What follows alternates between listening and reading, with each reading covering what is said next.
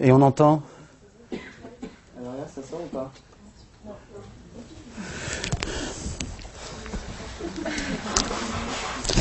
Bon, regardons.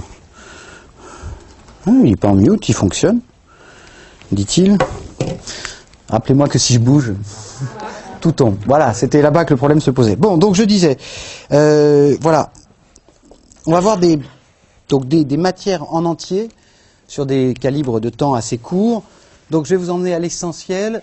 Et si j'ai pas le temps d'en structurer un mouvement en termes de plan, de parties, de sous-parties, de toute façon, ils vous seront mis à disposition en ligne. Bon. Ceci est important, puisque c'est quand même très finalisé étant dit. Nous allons commencer par la preuve, qui, au moins au point de départ, vous allez voir, ça dure un instant, mais n'a pas une définition propre au droit. Alors qu'on soit en droit ou en dehors, dans les sciences par exemple, la preuve peut s'entendre à la fois d'un moyen, un élément de preuve, ou d'une fin, c'est-à-dire d'un but, quand on dit la preuve est faite. Bon. Et donc, ce mélange entre, c'est à la fois une manière d'y parvenir et le résultat d'un travail est commun au droit et en dehors du droit. Mais la première originalité et la plus forte de la preuve en droit arrive immédiatement après, si on cherche à préciser ce but, ce résultat auquel la preuve, cette fois-ci en tant que moyen, peut tendre. Dans notre système, et aujourd'hui encore, et que ce soit clair, hein, on est purement en droit privé. Je ne vais pas chercher des éléments, enfin, des connaissances et des éléments importants de la preuve en dehors de cette sphère qui est déjà suffisante. Donc en droit privé, le but assigné à la preuve est celui de la manifestation d'une vérité judiciaire. Alors comme toujours, commençons par voir ce que n'est pas le but autour de ce qui est dit pour nous concentrer sur ce qu'il est ensuite. Donc première chose, la preuve en droit n'a pas pour objectif la démonstration de la réalité. La réalité, c'est un élément qui se constate banalement. La vérité est quelque chose de plus exigeant puisqu'elle est regardée comme le résultat d'une démonstration. Donc on se situe quand même dans cet objectif assigné à la preuve en droit qui n'est pas simplement le constat de la réalité mais de participer à une démonstration. Bon. Maintenant, deuxième chose que n'est pas le but de la preuve en droit privé, ça n'est pas la preuve, il ne s'agit pas d'établir la vérité. Sèche, nue, dans un registre du reste qu'on peinerait à préciser ensuite. Mais ce qui est plus clair pour vous aussi, c'est que ça n'est pas non plus, contrairement à quelques expériences que vous avez pu rencontrer ici et là, une vérité historique, une vérité sociologique, une vérité journalistique, une vérité mathématique, une vérité biologique ou une vérité scientifique. C'est une vérité que, dans nos principes encore, on dit judiciaire, et certainement, comme toujours, quand on qualifie, c'est pour écarter d'autres possibilités.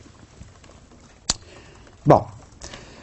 Qu'est-ce que cela signifie en plein désormais? L'objectif de la preuve en droit privé est l'établissement d'une vérité judiciaire.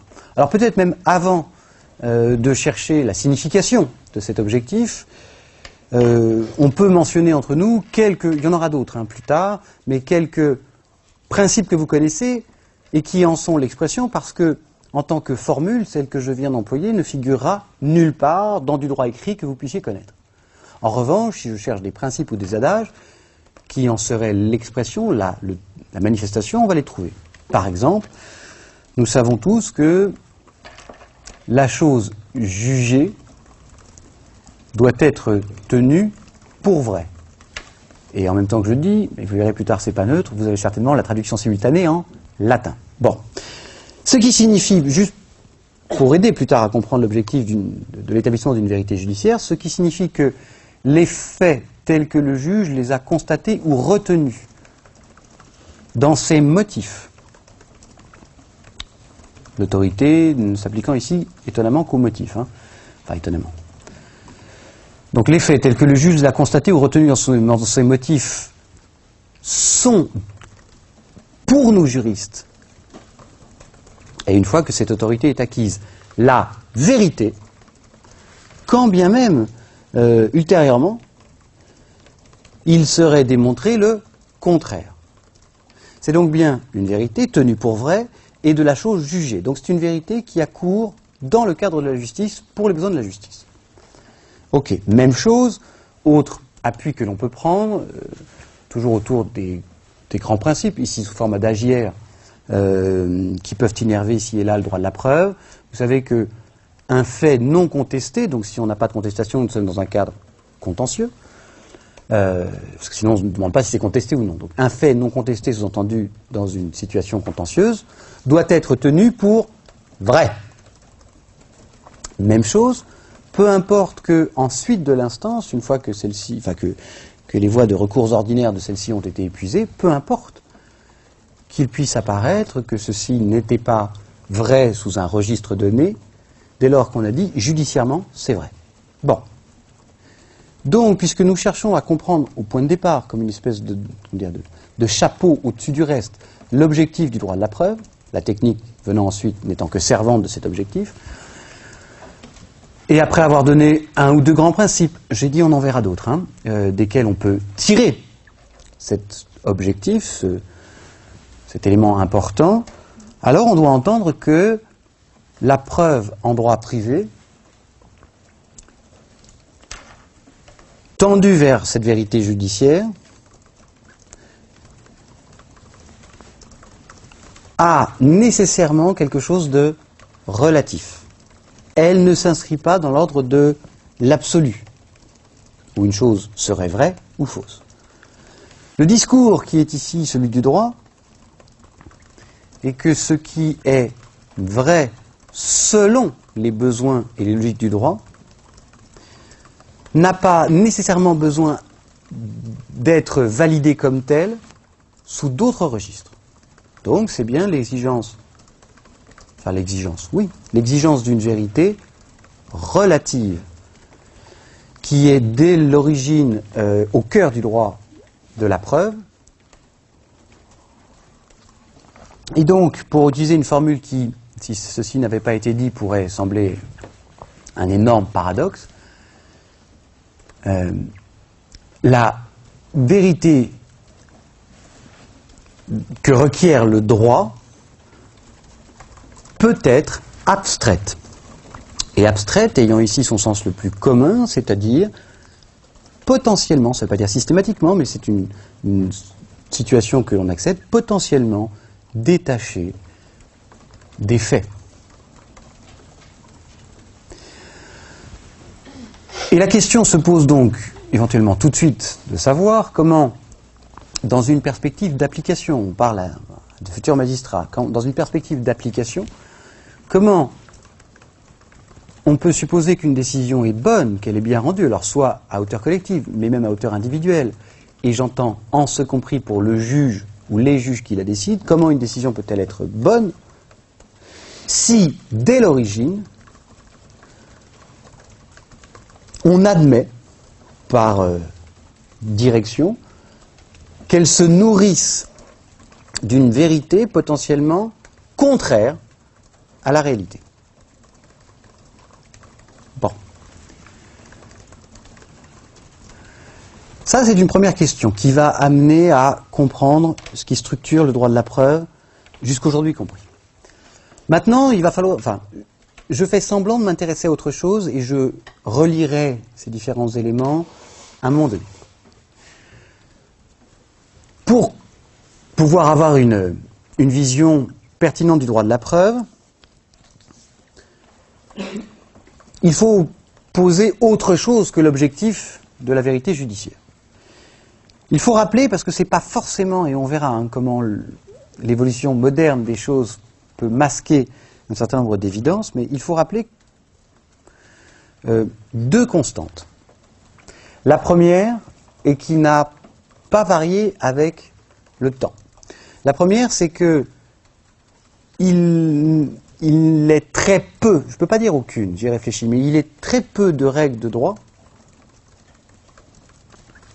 qui puissent être appliquées, qui puissent produire leurs effets, qui puissent donc aboutir à une solution concrète, telle qu'envisagée, sans preuve.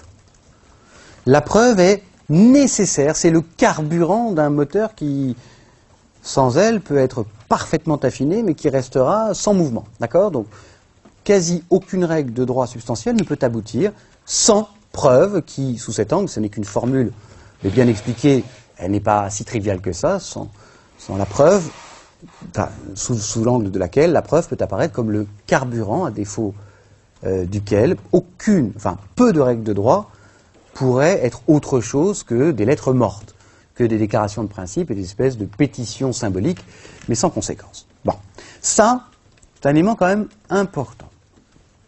Important parce que, donc là je suis en train de mesurer le sujet et éventuellement son enjeu, parce que si on en juge, c'est un critère parmi d'autres, hein, mais si on en juge aujourd'hui par la place du droit de la preuve dans le Code civil, en comparaison d'autres domaines de ce droit, les obligations, la famille, les personnes, les biens, peut apparaître extrêmement limité. C'est pas grand-chose. Quantitativement, alors vous me direz parfois il suffit d'un texte, mais enfin quantitativement, grosso modo, si on cherche à isoler l'essentiel du droit de la preuve, on va dire du droit commun, parce qu'il existe des petites dispositions à droite à gauche, ça commence à l'article 1316 et ça se termine à l'article 1353. C'est pas beaucoup. Et puis, pourrait même presque l'attester, comme une espèce de clin d'œil, le peu d'importance que recouvre l'enseignement de la preuve à l'université, quand ça fait quelques heures dans un cours d'introduction au droit, c'est bien le maximum. Donc, voilà, a priori, c'est pas un droit très important, en quantité. Et puis alors, toujours dans l'aspect subalterne, un peu secondaire des choses, on ne manquera pas de rappeler dès l'origine entre nous que la preuve n'a qu'un objet, c'est le fait. C'est pas les morceaux nobles de la bête, c'est pas du droit substantiel. L'objet de la preuve, c'est le fait, c'est pas le droit. Bon. Donc, peu d'importance quantitative, peu de place dans les études, et surtout un objet qui, en général, est assez secondaire dans l'étude de droit, qui est le fait. Ok. Sauf que, on rappellera ce qui précède, c'est-à-dire que, même si on ne mesure pas l'importance du droit de la preuve, il n'en demeure pas moins que c'est la condition sine qua non de l'application de l'essentiel des règles du droit. Sinon, c'est juste des textes quelque part, ou des affirmations, mais sans effet concret. Et là, il y a une dernière constante à poser avant de faire naître l'intérêt de ce domaine et de la matière. Et pourquoi ? Parce que ça nous échappe aujourd'hui, mais c'est un phénomène récent. Si sur l'échelle du droit qui dépasse le Code civil, puisque le Code civil en matière de preuve reçoit quasi à l'identique des principes établis 20 siècles avant à Rome. Donc si, sur une échelle longue, sur la mémoire longue du droit, qui commence, on va dire, 20 siècles avant le Code civil, jusque le Code civil qui ne changera à peu près rien, si on fait attention à une situation, c'est qu'il est matériellement, dans cette période-là, et même longtemps encore après le Code civil, il est matériellement quasi impossible de prouver. Toute preuve, et que ce soit en droit ou en dehors, suppose de disposer d'un système explicatif complet qui suppose des connaissances scientifiques, mathématiques, qui suppose la possibilité de refaire une démonstration un nombre de fois infini et de toujours trouver le même résultat. Toute preuve suppose qu'on maîtrise le lien entre une cause donnée et les effets qu'elle peut produire. Ça suppose donc une connaissance du monde et une explication des phénomènes qui s'y produisent extrêmement aboutie. Et ça, c'est quelque chose, je me permets de le dire, vous allez voir à quel point c'est au cœur de tout notre droit de la preuve, mais je suis certain que ça ne vous saisit pas parce que vous inscrivez dans une postmodernité dans laquelle on a l'impression que tout s'établit, tout se démontre, on sait tout expliquer. Oui, sauf que notre droit de la preuve, les principes qui le gouvernent et qui n'ont formellement, le mot est important, et qui n'ont formellement pas varié en plus de 2 siècles, tout cela n'a pas été établi autour de cette évidence, mais de l'évidence contraire, c'est que Bah, pratiquement, c'est-à-dire dans la vraie vie, on ne peut à peu près rien démontrer. Et voici donc toute la tension, tout le conflit, tout le heurt, éventuellement toute la contradiction du droit de la preuve, dont vont résulter les principes que vous connaissez, mais sans lesquels ils n'ont aucun sens. On n'en trouvera pas la justification. Deux propositions qui apparemment ne peuvent pas s'harmoniser l'une avec l'autre. Première proposition, en droit, la preuve est nécessaire à la mise en œuvre des règles. Ok. Mais, et c'est corrélativement, il faut ajouter, et c'est la confrontation des deux qui fait la contradiction, en fait, il est quasi impossible de démontrer.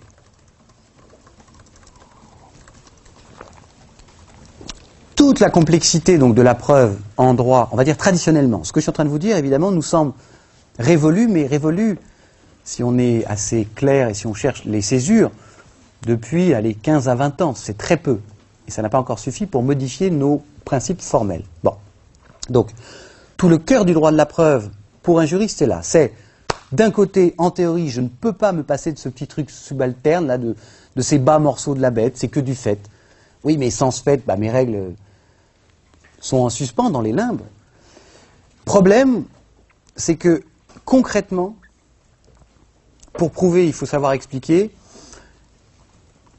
Et autant on arrive après à constater des phénomènes, en 1004 comme à Rome, mais les expliquer, on n'y arrive pas.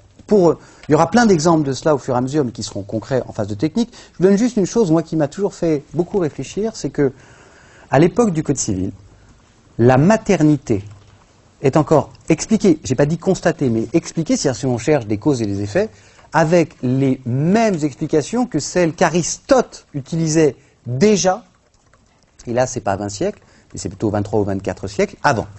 C'est-à-dire qu'il y a des phénomènes, on les constate, mais la preuve, c'est pas un simple constat, ça vise à une démonstration, mais qu'on ne sait pas véritablement expliquer.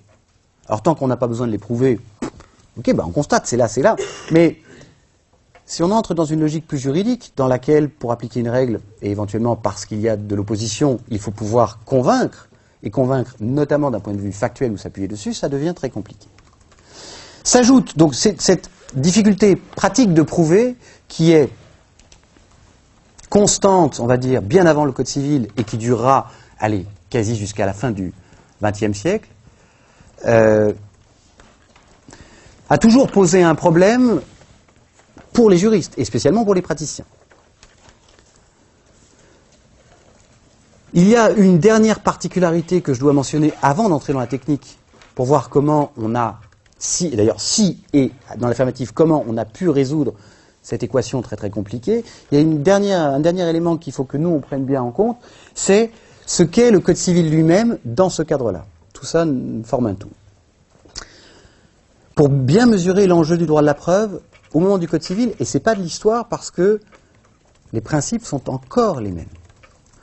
Le Code civil a quelque chose de rare, et même peut-être, enfin même pas, c'est pas peut-être, c'est de manière certaine unique dans l'histoire de l'humanité, c'est pas même dans l'histoire occidentale, c'est que c'est la première fois que le pari est fait de changer une société par le droit.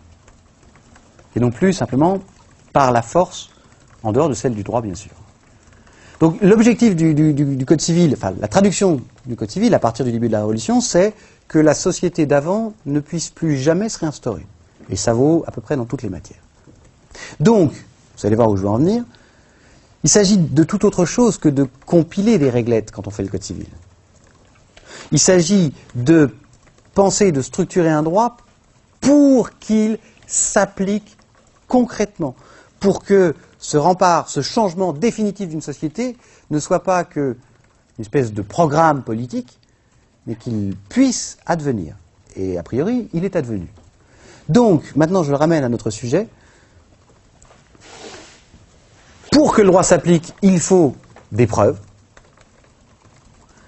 Et au moment du Code civil, plus encore que jamais, la difficulté de prouver menace en fait tout l'édifice de ne servir à rien.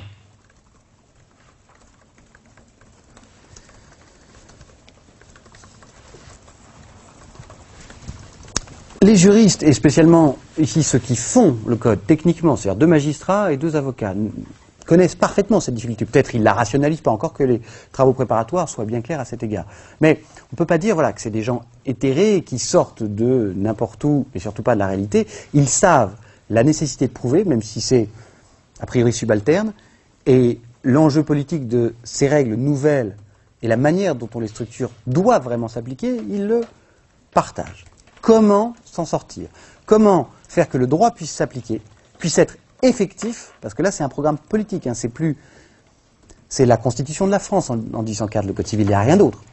Donc comment faire que ce soit concret, enfin efficace, que ça puisse être au sens strict suivi des faits, alors que la condition sine qua non de la mise en œuvre, c'est de la preuve, et de la preuve, aujourd'hui comme hier, on n'en a pas.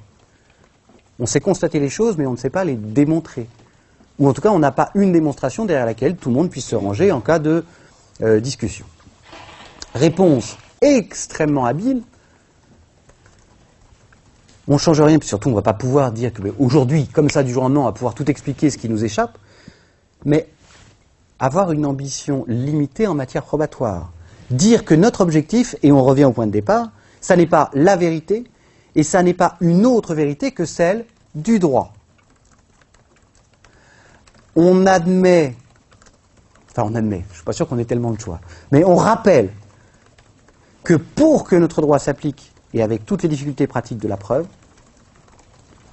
la seule chance que tout cela fonctionne est que la vérité du droit puisse être absolument erronée en dehors du droit. D'où ce frontispice qui dit que notre vérité, c'est une vérité judiciaire, c'est une vérité qui est autoréférente, à laquelle nous seuls, juristes, croyons. Et peu importe que d'autres nous disent, mais c'est pas comme ça, machin truc. Personne ne sait démontrer, et on va en rester là. Parce qu'il y a quelque chose de supérieur à l'alternative presque infantile, à un c'est vrai ou c'est faux. Il y a une chose supérieure, c'est que le droit s'applique. De là, une ou 2 idées directrices très simples, et ensuite la technique. Idée directrice, c'est-à-dire que ça va être constant dans tout ce qui suit, où nous allons entrer dans les principales techniques du droit de la preuve. C'est que vous ne devez pas les regarder comme étant, et c'est rare, l'expression d'un choix. Le plus souvent, les principes, les règles que vous connaissez sont la conséquence d'un choix. Bon, il y a plusieurs conceptions, d'où du reste le fait que très tôt dans vos études en droit, on vous a dit, tu structures en 2 parties. Grosso modo, en droit, il y a toujours 2 possibilités. Pas tellement plus, mais pas moins. Et le droit, c'est toujours un choix entre, c'est très souvent un choix entre 2 grandes conceptions. Là, nous avons une particularité, c'est pour ça que j'attire votre attention très tôt, une particularité du droit de la preuve, c'est que pour avoir un choix, il faut qu'il existe des alternatives. Il n'y en a pas en droit de la preuve au moment du code. Il faut théoriquement prouver, et il est pratiquement impossible de prouver. Donc, très souvent, les principes que nous allons revoir ensemble pourront vous paraître déplacés, ineptes, mauvais, parce que nous les regarderons tous avec nos yeux d'aujourd'hui, où justement nous avons un choix. En 1804, c'est une législation par absence de choix, c'est-à-dire absence d'alternative, qui est retenue, c'est-à-dire choisie, retenue. Et donc, ça commande une lecture particulière. Deuxième remarque que je veux faire, mais qui est intimement liée à la précédente, c'est que nous allons avoir une possibilité de comprendre tout le droit de la preuve par cette idée, comme si je l'avais déjà mentionné, oui en filigrane, mais pas en y mettant des mots, par l'idée de pénurie. Pénurie de preuves.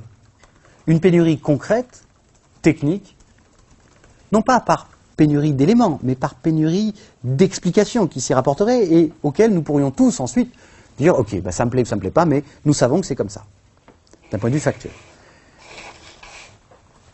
Et c'est la dernière chose que je vous donne comme une idée directrice que nous allons traduire ensuite,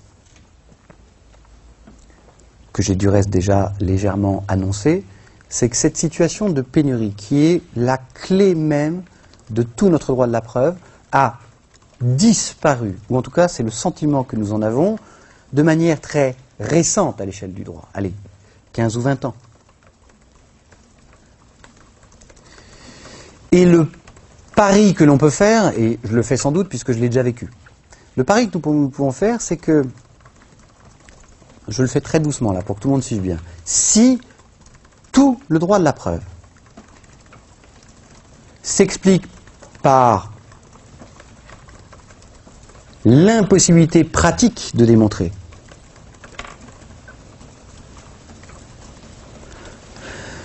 cette impossibilité semblant avoir vécu aujourd'hui, tout le droit moderne de la preuve est donc potentiellement différent. C'est pour ça que j'ai pris un quart d'heure pour vous dire voilà d'où on vient. La preuve a priori c'est pas grand chose, mais si on ne l'a pas, le droit ça reste figé, ça s'applique pas, donc on change pas les choses ou on n'agit pas sur la société. Ne pas agir sur la société en 1804 c'est juste hors de propos. Mais j'indique, parce que c'est forcément le mouvement, que ce que traduit cette perspective, celle d'une vérité qui n'est que celle du droit pour ses seuls besoins, et on s'en fout de savoir si c'est vrai ou faux sous d'autres registres, qui n'est pas un choix en 1804, qui est justement l'expression de toute façon on ne peut pas faire autrement. Et aujourd'hui devenu un choix possible, et que comme c'est le ferment de tout droit de la preuve, ce qu'on peut présupposer, et ce que je dois vous mettre en exergue, c'est que ce droit, en très peu de temps, a fondamentalement changé, même si en apparence, et je le dis tout de suite, les principes que vous connaissez n'ont jamais été modifiés. Donc on garde la même apparence des choses, la même structure. Et juste quand même pour comprendre effectivement la première réforme législative, et encore, c'est une virgule, grosso modo, la première réforme législative du droit de la preuve après 1804, c'est 1980. Grosso modo, ça couvre une période où l'impossibilité pratique demeure. Mais dès après la Seconde Guerre mondiale, une espèce de révolution postmoderne, le droit de la preuve a évolué très récemment dans une profondeur telle que les principes, eux, facialement, sont les mêmes. Bon, voilà, s'il n'y avait qu'une chose à retenir, si on voulait savoir quasi au début du roman policier qui est l'assassin à la fin, on le saurait. Simplement, on ne sait pas comment, on ne sait pas pourquoi, et ce qu'on va s'occuper de faire maintenant, c'est de le traduire dans tout l'essentiel du droit de la preuve. Je ne vais pas vous emmener dans les détails, ce n'est pas l'objectif, mais que vous puissiez toujours retrouver les idées, les techniques, les justifier et avoir du matériel. Bon, ce que je vous propose donc maintenant que le cadre est posé, à la limite, on pourrait dire, ok, là on fait une grosse pause, plein de cigarettes, on dort un coup, on prend le frais et c'est super. Non, nous allons prendre 3 ou 4 des grands thèmes du droit de la preuve, des techniques, des principales techniques qui y ont cours, et tenter de les comprendre au travers de ce qui... de voir si... Ne c'est pas tenter de les comprendre, de voir si ce qui précède y correspond. Je vous propose, parce que ça me paraît être le plus immédiat pour vous, d'entrer d'abord dans la charge de la preuve, comme l'un des 3 ou 4 thèmes essentiels du droit de la preuve.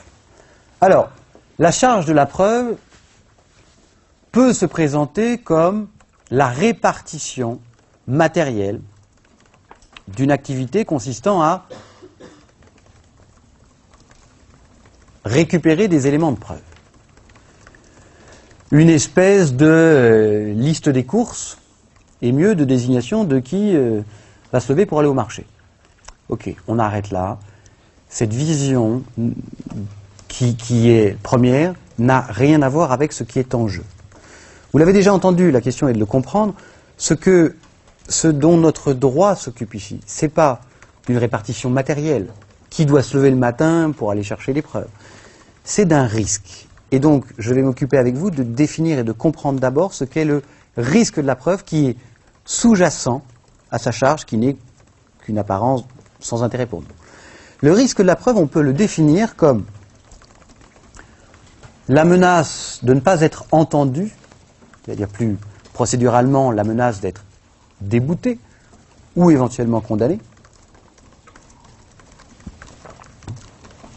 alors même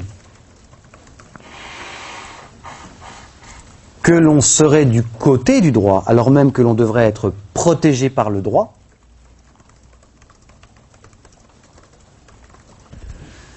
la phrase va être finie dans un instant, pour une, et j'ose, simple raison de preuve.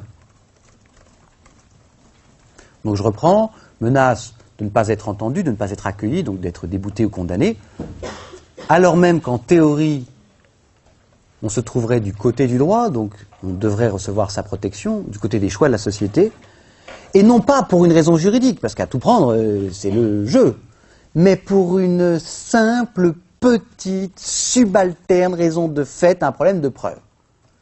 Et là, j'avance pas plus dans l'instant. Je parle à des gens qui ont une forte détermination, sinon vous ne seriez pas là, et qui veulent être magistrats. Essayez de vous projeter. Je suis magistrat. J'ai dans une instance, dans une cause donnée, quelqu'un qui correspond exactement à une situation que le droit protège, qui est importante, une victime, un surendetté, que sais-je.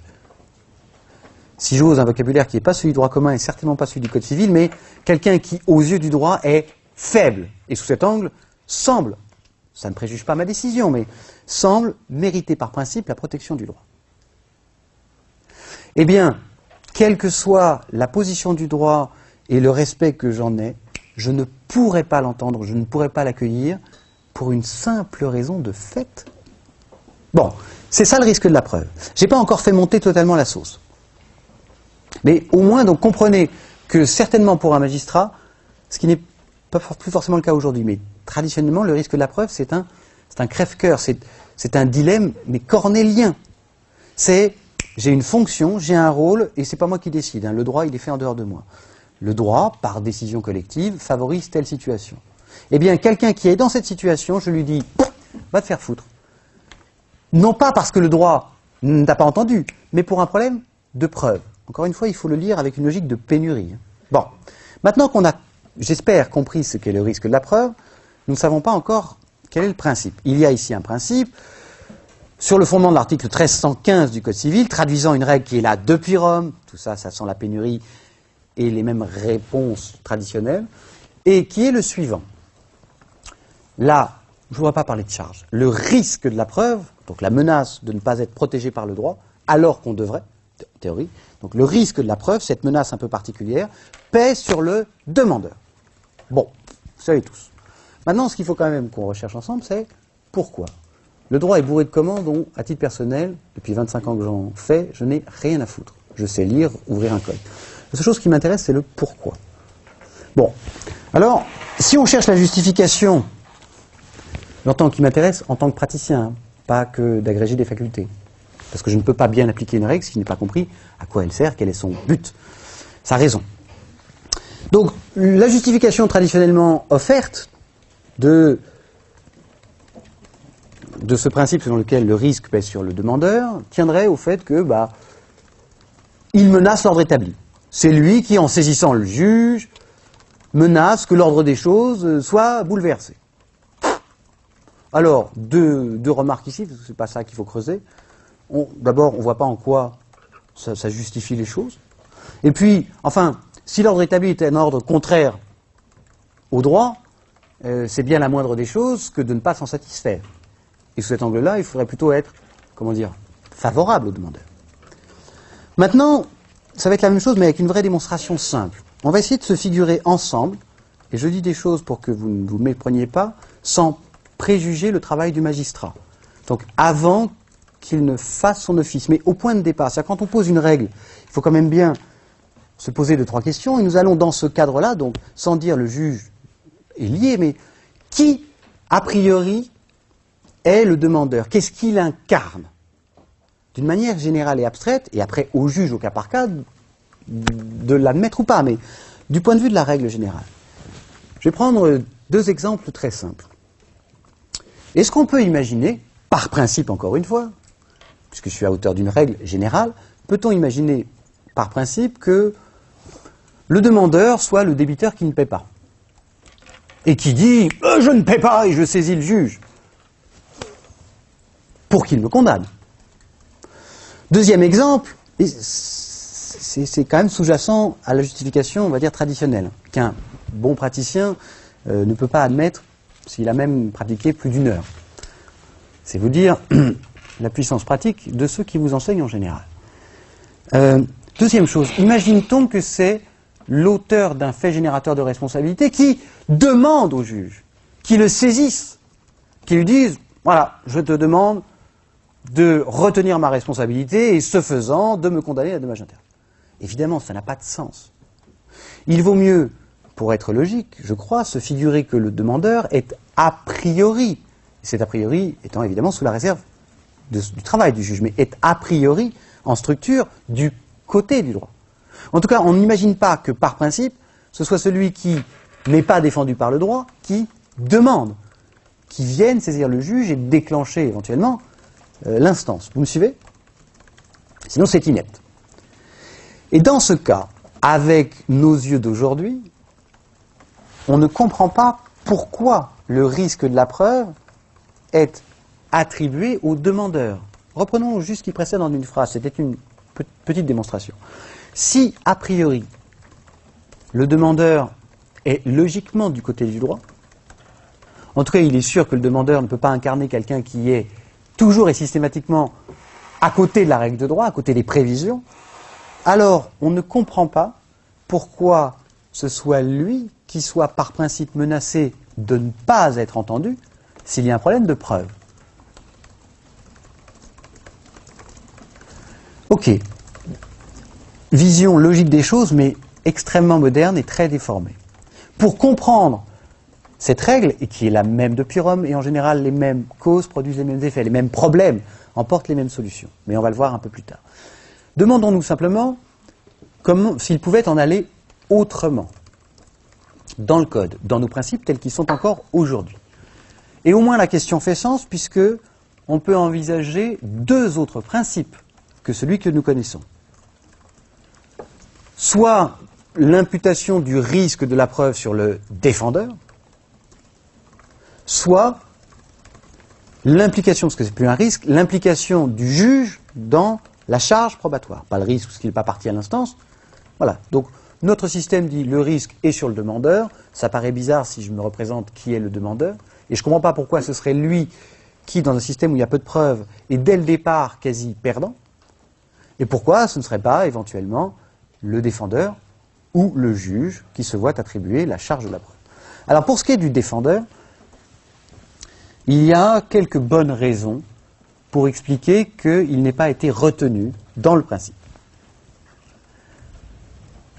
La plus évidente d'entre elles est que si, par principe, je dis par principe parce qu'on va avoir plein d'exceptions aujourd'hui, par en 1804, mais si par principe, le défendeur assume la charge et donc le risque de la preuve, cela signifie, il faut jouer le rôle, enfin, l'histoire d'une instance, cela signifie implicitement mais sûrement que le demandeur n'a plus qu'à alléguer. Alléguer, ça a un sens en procédure, ça veut dire affirmer sans étayer. C'est ce que les mômes appellent une affirmation gratuite. C'est une affirmation non étayée, factuelle, non étayée sur une ou plusieurs preuves. C'est ça une allégation. Donc, revenons. Si la charge de la preuve devait peser sur le défendeur, alors forcément, le demandeur n'aurait plus qu'à alléguer. Il n'a plus de travail probatoire. Vous me suivez encore jusque-là? Et, première conséquence, il y a deux conséquences qui expliquent pourquoi le défendeur n'est pas retenu dans le principe. Première conséquence, il faut comprendre qu'alors, le défendeur serait systématiquement tenu d'établir un fait négatif. Formule un peu trompeuse du reste. Regardez, on refait le jeu. À l'entrée, l'input, le demandeur, autant on coupera au montage, à l'entrée, le demandeur n'a plus qu'à dire ça s'est passé comme ça, point, sans la moindre offre de preuve, sans s'appuyer sur rien. Donc mécaniquement, si la charge et donc le risque de la preuve se trouve reporté sur le défendeur, celui-ci a pour travail probatoire de démontrer que chacune des allégations n'a pas eu lieu, qu'aucun des faits qui ont été avancés ne s'est produit. Vous me suivez? Ce qu'on appelle un fait négatif, qui en réalité, je vous le disais, est une formule trompeuse, parce qu'en fait, ce n'est pas un fait, mais c'est une absence de fait. Et la difficulté, aujourd'hui encore, quels que soient nos progrès techniques, technologiques et scientifiques, la difficulté aujourd'hui est toujours aussi forte de prouver ce qu'on appelle, par formule réductrice, un fait négatif, pour une raison très très simple, c'est qu'un fait négatif ne laisse pas de traces. Il est donc logiquement quasi impossible de démontrer que quelque chose n'a pas eu lieu. Lors même qu'aujourd'hui, on le verra plus tard, on a tous le sentiment qu'il est en revanche assez simple de prouver qu'un fait a eu lieu. Donc voilà, le choix du défendeur qu'on peut concevoir en théorie l'amènerait mécaniquement, après la simple allégation du défendeur, à devoir démontrer pied à pied que chacun des faits n'a pas eu lieu. De faits qui, s'ils n'ont pas eu lieu, n'ont pas laissé de traces. Donc ça veut dire, alors là, encore plus que pour notre principe, que le défendeur aurait perdu d'avance, et uniquement pour des raisons probatoires, ce qui n'est pas plus acceptable dans une logique juridique qui ne se compose pas que de faits. Vous me suivez? Et deuxième chose, donc, autrement dit, c'est la formule qu'on peut utiliser, qui est une formule de poésie juridique. Dans un système donc alternatif comme celui-là, le défendeur serait ce qu'on appelle le guillotiné par persuasion. Dès le départ, c'est sa tête qui est sur le billot et aucune autre. Et l'issue fatale, délétère, est déjà écrite. Et deuxième, donc, conséquence, cela vide toute instance de son intérêt. Si la décision est écrite d'avance, pas la peine d'avoir des règles, un système. Et puis alors donc, autres conséquences qui font que ce principe n'a pas été retenu, c'est que l'intérêt même d'un juge dans un tel système n'existe plus. Qu'est-ce que vous voulez qu'il tranche? C'est déjà tranché. Bon. Donc, on voit bien comment, en tout cas à l'époque, 1804, par la pénurie de preuves, même s'il n'est pas très bon de dire le risque pèse sur le demandeur, il serait pire encore de dire le risque pèse sur le défendeur.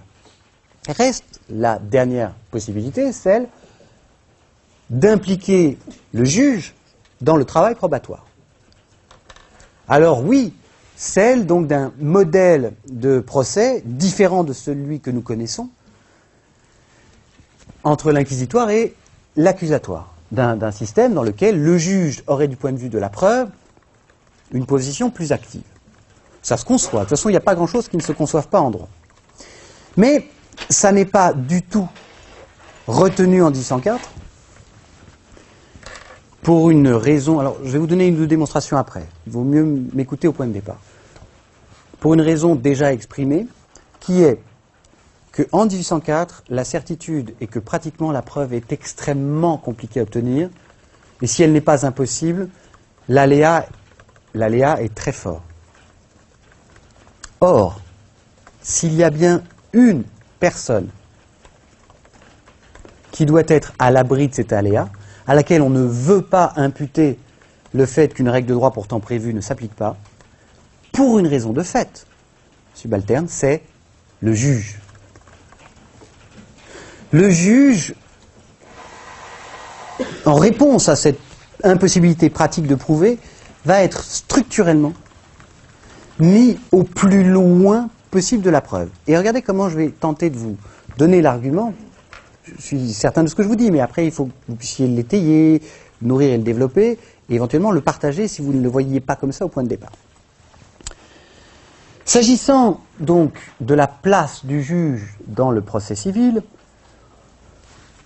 il y a déjà un grand principe qui est là depuis Rome, qui est, grosso modo, ce discours que le juge tiendrait à l'égard des parties, et spécialement ici du demandeur, qui est « donne-moi les faits et je te donnerai le droit ». Cette répartition, sous-entendu, le fait en dehors du juge et le droit au juge. Que grosso modo, la réforme de 72-75 du Code de procédure civile, maintenue dans le Code actuel, traduit bien la répartition du fait et du droit. Donc le fait aux parties, en fait au demandeur, et le droit au juge. C'est extrêmement schématique, pas tout à fait exact, et surtout ça masque la raison profonde des choses. Est-on si sûr que le juge, qu'il n'y ait jamais de preuve du droit à rapporter au juge? Alors déjà, première question, donc ça c'est l'ouverture. Première question, pourquoi est-ce que finalement la preuve du droit reposerait sur le juge? Réponse, et qui est évidente en 1804, c'est que de ce point de vue-là, on ne mesure aucun aléa. En 1804, l'idée, c'est que le droit est dans le Code civil. C'est son alpha et son oméga, c'est son début et sa fin. Comment voulez-vous qu'il y ait un risque que le juge n'accède pas au droit quand on a enfin tout rationalisé dans un texte qui matériellement est à sa disposition? Donc en réalité, c'est déjà au point de départ pas tant le fait et le droit que là où il y a un risque que le juge ne puisse pas prouver, et il ne faut pas qu'il y soit impliqué, et là où il n'y a pas de risque, et il n'y a pas de raison que le juge ne soit pas dans son office. Maintenant, je vais vous donner quand même, plus actuellement encore, pour vous montrer que la ligne de césure, elle n'est pas entre le fait et le droit, elle est entre l'aléa probatoire et l'absence d'aléa probatoire. C'est ça l'objectif. Prenons des exemples plus récents. Vos ouvrages disent, ah oui, pour ce qui est de la preuve du droit, quand même, parfois elle appartient aux parties, s'il s'agit d'un usage, ou s'il s'agit d'une loi étrangère, en disant, oui, du point de vue probatoire, c'est du fait. Enfin, je veux dire, un usage dans notre système, c'est du droit. Et une loi étrangère, c'est pas parce qu'elle est étrangère qu'elle n'est pas du droit. L'exéquatur est là pour le montrer. Donc il y a quand même des cas dans lesquels, quoique la matière, l'objet à rapporter soit juridique et pas factuel, où c'est au demandeur de s'en occuper et au besoin d'échouer en cas de risque, et pas au juge. Pourquoi? Parce que le juge n'accède pas aux usages et qu'il n'a pas de connaissance du droit étranger. Et j'ajoute un exemple qui normalement doit finir de vous convaincre. Aujourd'hui, indépendamment de ce que disent vos bouquins qui le montrent, prenons une source incontestée de notre droit, les arrêtés municipaux. C'est du droit, hein? Ben oui, mais le juge n'ayant aucun système pour y accéder, c'est à celle des parties qui s'en prévaut de l'établir et de le prouver. Où l'on voit bien que ce que notre système souhaite, c'est que là où il y a un aléa, là où la preuve pourrait ne pas être obtenue, il ne faut pas la mettre sur le juge.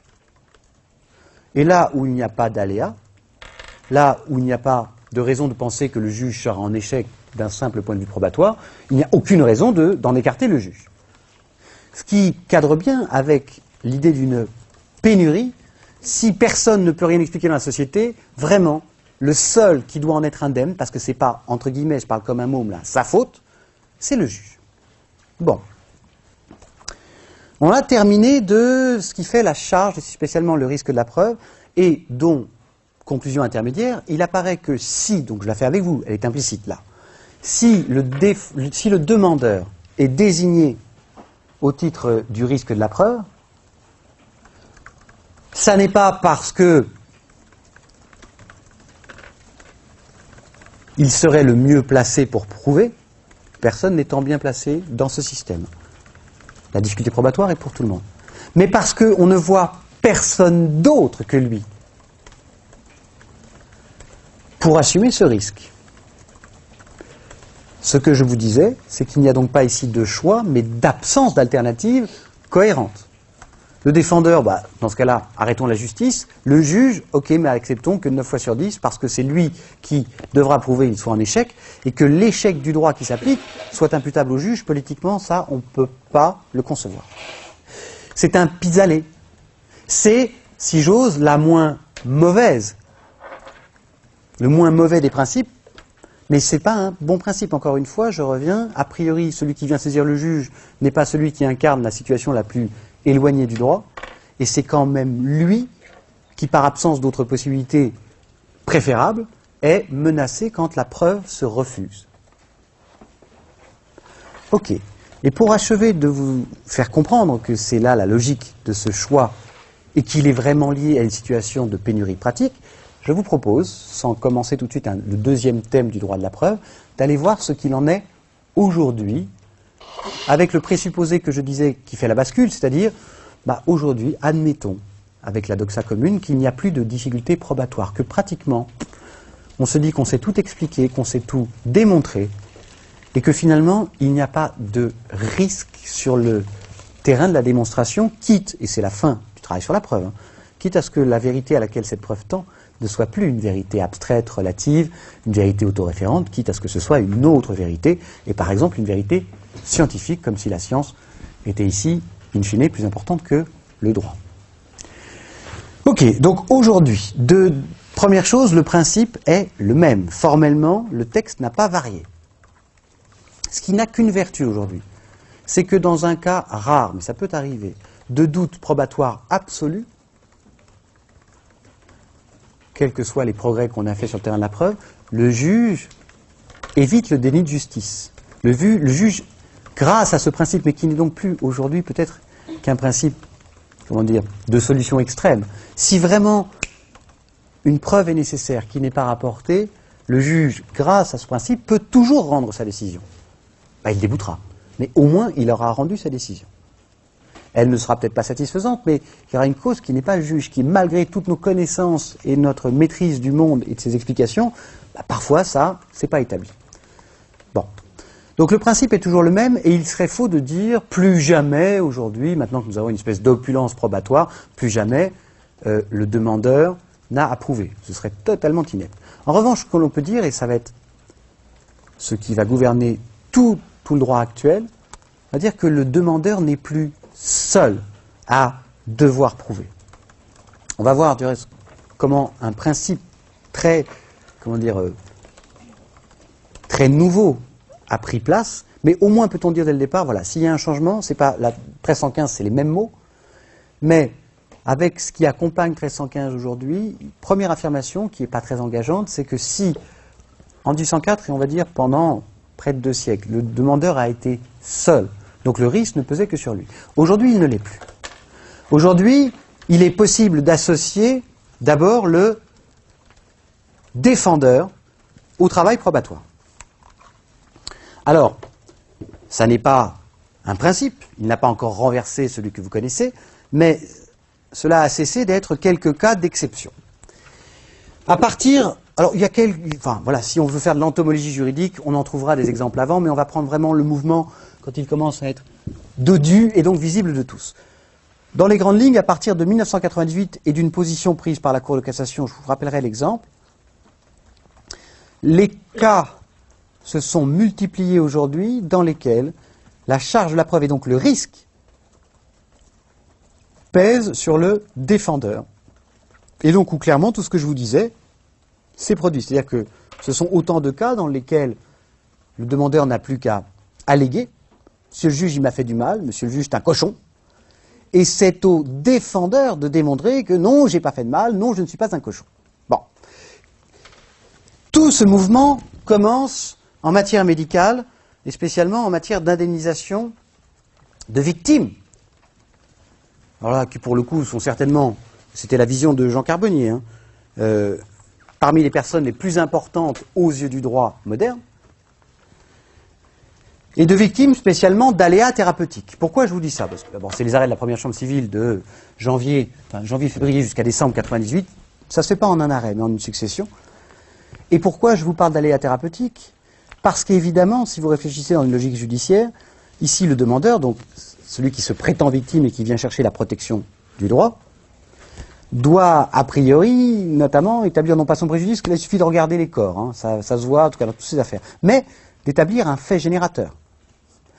Si la situation peut résulter d'un aléa thérapeutique, vous comprenez tout de suite, encore une fois, comment ce petit truc qu'est la preuve bloque tout le mécanisme de la responsabilité qui n'est pas encore loi de 2002, qui n'est pas encore un phénomène de socialisation de risque, mais qui reste une logique de responsabilité.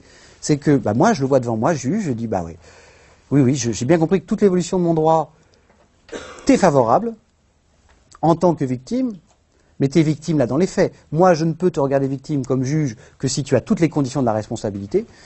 Et ce qui va me fendre le cœur, c'est que j'ai peu de doute sur le fait qu'il y ait des préjudices de partout, mais tu n'arriveras jamais à me prouver le fait générateur. Pourquoi? Parce que potentiellement c'est un aléa thérapeutique. Bon, voilà comment mais vous avez certainement vu toute cette série. La Cour de cassation va réagir ici en 2 temps. Enfin, elle va renverser tout avec ce qui nous intéresse pour la charge de la preuve, en commençant déjà par imposer, je ne donne pas la formule de 98, je donne celle d'aujourd'hui, parce qu'elle n'a fait que se développer, elle est constante. Donc la Cour de cassation commence par imposer à tout professionnel, professionnel libéral, donc travailleur indépendant, médecin, chirurgien, avocat, notaire, expert comptable, etc., imposer à tout professionnel libéral un devoir d'information portant sur les risques rares ou exceptionnels de sa pratique. Donc vous avez bien vu le coup venir. En posant un devoir qui, par le caractère extraordinaire ou rare de l'information, n'est quasi pas respecté, elle crée une machine à une exécution. Donc elle règle le problème probatoire.